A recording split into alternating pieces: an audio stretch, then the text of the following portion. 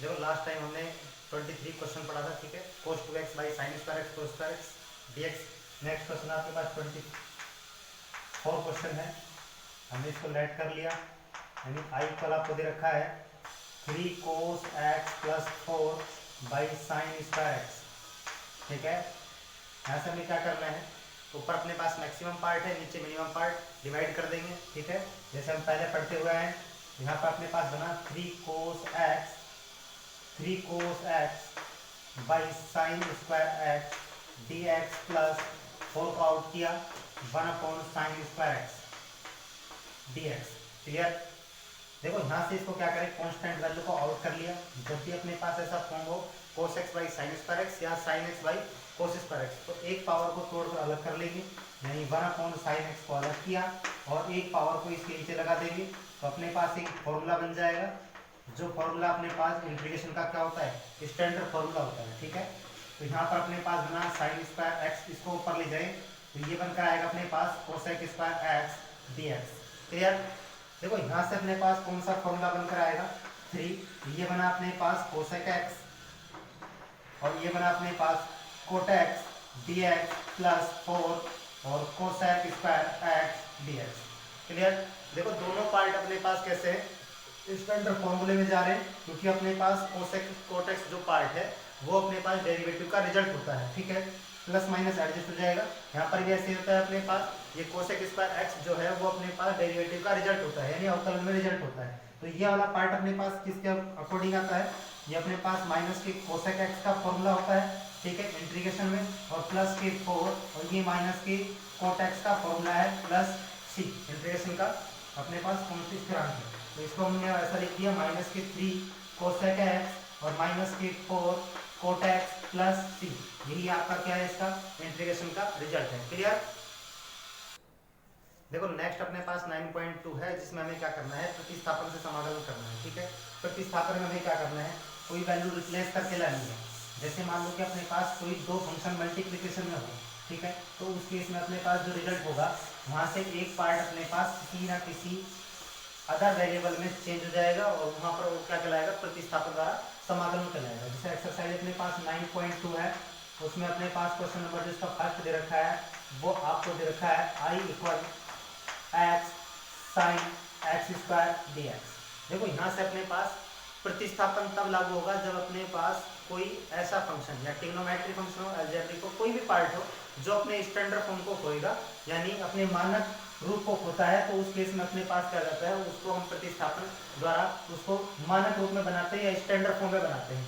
यहाँ से हमने देखा कि जो साइन एक्स स्क्वायर है, एक्चुअल में जो साइन एक्स होता है वो स्टैंडर्ड फॉर्म होता है, जबकि अपने पास इसका जो एंगल है एक्स स्क्वायर होने के कारण यहाँ पर अपने पास क्या हो गया, स्टैंडर्ड फॉर्म को आउट कर रहा है, ठीक है। तो हम क्या करेंगे, यहाँ से इस वाले पार्ट को जो प्रॉब्लम क्रिएट कर रहा है उसको हम यहाँ से आउट करेंगे, यानी एक्स स्क्वायर को यहाँ से आउट किया, तो उसको हटाकर हमें क्या करना है, एक नया वेरिएबल लेके आना है।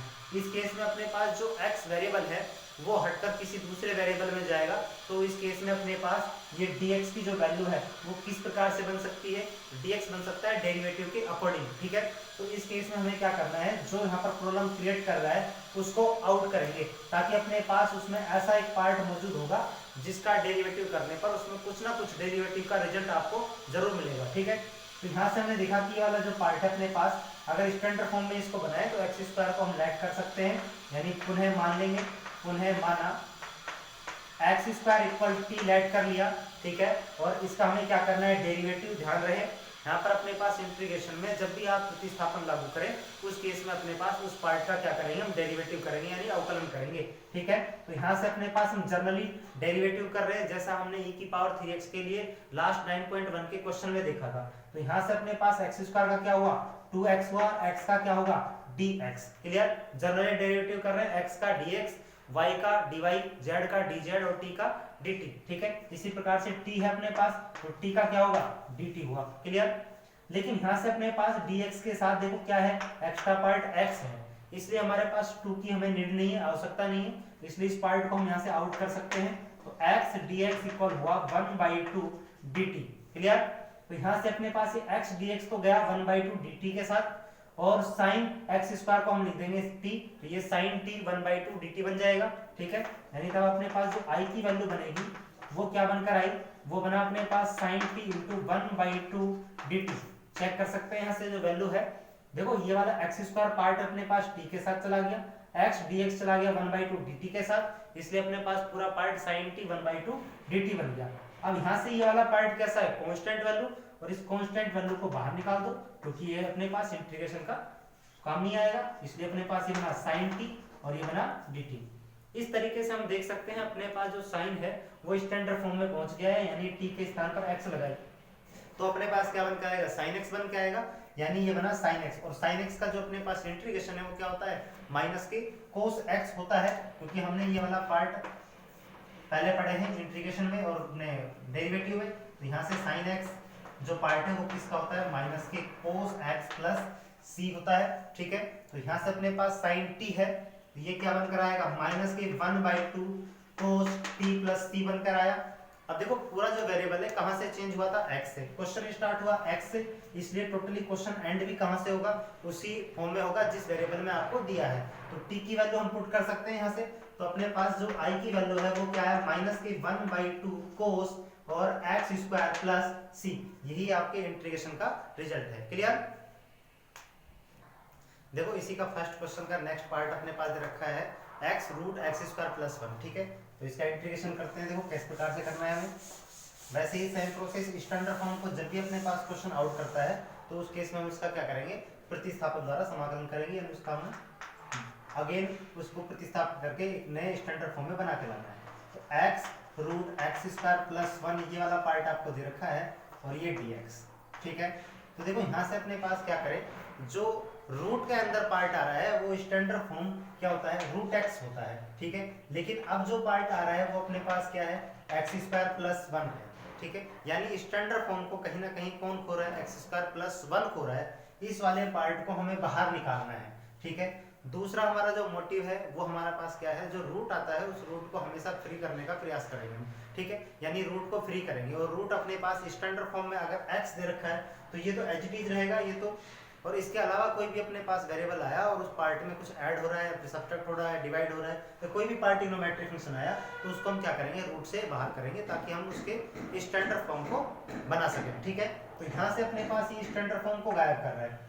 लेकिन दूसरी बात यहाँ पर आती है कि अपने पास अगर रूट के अंदर वो पार्ट आता है तो उसको ट्राई करो कि हमेशा उस वेरिएबल का स्क्वायर लेके चलो, ठीक है, प्रतिस्थापन में, ताकि अपने पास रूट आसानी से क्या हो जाए, फ्री हो जाए। अगर आप इस पार्ट को यानी एक्स स्क्वायर प्लस 1 को t लेट करोगे तो बाद में अपने पास ये रूट t बनकर आएगा, ठीक है। तो इसका मतलब है वहां पर हमारा जो काम है वो बढ़ जाएगा।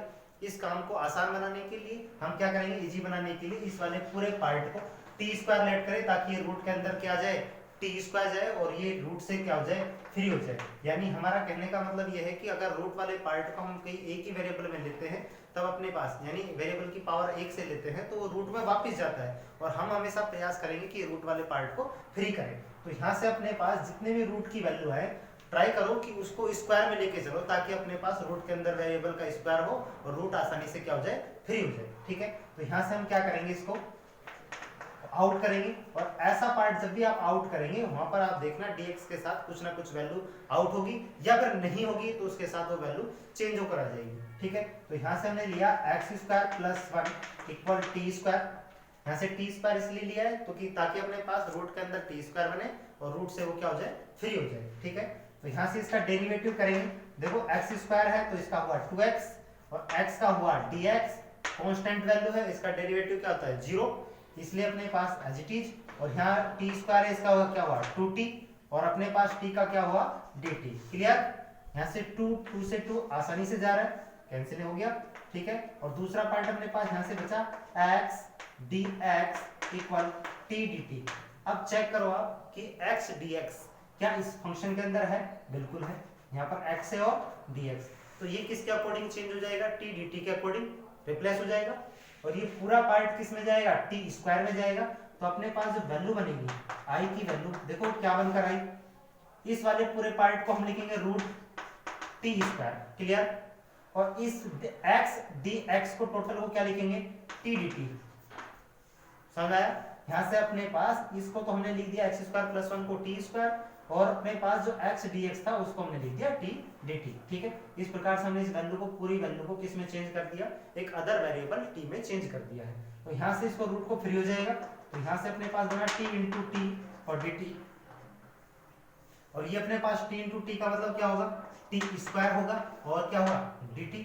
ठीक है, अब देखो यहाँ से अपने पास इंटीग्रेशन का एक फॉर्मूला है अपने पास x की पावर n, उसी को फॉलो कर रहा है, क्योंकि यहाँ पर अपने पास देखो ये t कितना जल्दी फ्री हुआ है यहाँ से। अगर हम रूट में अपने पास t लेते तो अपने जो पावर है वो हाफ में कुछ बनकर आती। ठीक है, तो यहाँ से x की पावर n को फॉलो कर रहा है, और x की पावर n का जो फॉर्मूला है इंटीग्रेशन में वो अपने पास क्या होता है, x की power n plus 1 by n plus 1 plus c, और n is not equal minus 1। ठीक है, ये फॉर्मूला आपके पास, यानी एक पावर आपको बढ़ा कर लिखनी है, उतनी ही पावर नीचे करनी है। ठीक है, तो यहाँ से बना अपने पास t2 plus 1 2 plus 1 plus c, यानी यहाँ पर i जो बनकर आया वो t cube by 3 plus c बनकर आया। क्लियर, यहाँ से अपने पास जो वेरिएबल चेंज हुआ था वो वेरिएबल था अपने पास t में, और एक्चुअल में अपने पास जो वेरिएबल है वो कौन सा है, x है, इसलिए टोटली जो पार्ट है वो किस में चेंज होकर आएगा, x में चेंज होकर आएगा। तो इस प्रकार से हम जो i की वैल्यू है उसको हम क्या लिख सकते हैं, t की वैल्यू पुट करें तो 1/3 को अलग किया, यहाँ पर अपने पास t की पावर कितना आ रहा है 3, तो देखो यहाँ से हमने ये t की वैल्यू निकाली, और t की वैल्यू क्या है, x स्क्वायर प्लस 1 की पावर हाफ, रूट में चला जाएगा। ठीक है, और देखो यहाँ से अपने पास t की वैल्यू पुट कर देते हैं, तो t की वैल्यू अपने पास क्या है, x स्क्वायर प्लस 1 और इंटू हाफ, और इसकी पावर 3 और प्लस के c, क्योंकि यहाँ पर अपने पास t की जो पावर है वो तो 3 है, बट t का जो रिजल्ट है वो x स्क्वायर प्लस 1 की पावर हाफ है, तो हाफ मल्टीप्लाई हो जाएगा 3 से, तो अपने पास कितना बनेगा 1/3 और x स्क्वायर प्लस 1 और इसकी पावर 3/2 प्लस c बनकर आएगा। क्लियर, इस प्रकार के क्वेश्चनों में ध्यान रखें कि अपने पास जो t की वैल्यू है उसको पुट करते वक्त विशेष ध्यान दिया जाए कि यहाँ पर अपने पास t की पावर कितनी है। ठीक है, अगर अपने पास यहाँ पर t स्क्वायर होता तो डायरेक्टली हम क्या लिखते, x स्क्वायर प्लस 1 होता, लेकिन अपने पास जो t की वैल्यू है वो रूट x स्क्वायर प्लस 1 है, इसका मतलब यहाँ पर इसकी पावर 3 और मल्टीप्लाई करनी है ताकि अपने पास इसकी पावर कितनी हो जाए। ठीक है, तो इस तरीके से अपने पास ये हाफ पावर है, इसी प्रकार से हम t क्यूब करेंगे तो half power half half third time चलेगा, नहीं 3 टाइम्स चलेगा, तो इसका मतलब root x square plus 1 root x square plus 1 root x square, तो कितने पावर हो गए अपने पास 1.5 पावर हो गई, यानी 1.5 घात, तो यहाँ पर अपने पास 3/2 पावर आ गई। क्लियर,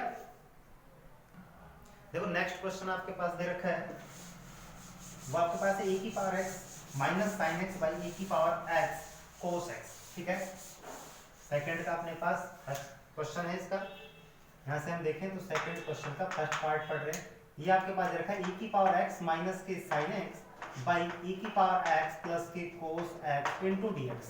ठीक है, तो यहाँ से अपने पास देखें तो e की power x minus sine x by e की power x plus cos x में ऐसा कोई पार्ट नहीं है जो स्टैंडर्ड पार्ट को खो रहा हो। ठीक है, स्टैंडर्ड फॉर्म को, सभी स्टैंडर्ड फॉर्म में, e की पावर x स्टैंडर्ड फॉर्म में, साइन x स्टैंडर्ड फॉर्म में और कोस x भी स्टैंडर्ड फॉर्म में, बट यहाँ पर अपने पास ऐसा कोई पार्ट नहीं है जिसका हमने ऐसा फॉर्मूला पढ़ा हो। ठीक है, तो यहाँ पर कहीं ना कहीं ऐसे पार्ट मौजूद होंगे जो आपके प्रतिस्थापन के साथ जाएंगे, यानी उनका डेरिवेटिव करने पर एक डेरिवेटिव का रिजल्ट उसमें विद्यमान होगा।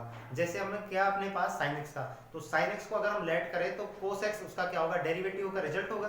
तो यहाँ पर अपने पास ऐसा ढूंढो कि ये वाला जो पार्ट है dx के साथ पूरा बाहर निकल जाए, या तो हम ऊपर वाले पार्ट को लेट करेंगे या नीचे वाले पार्ट को।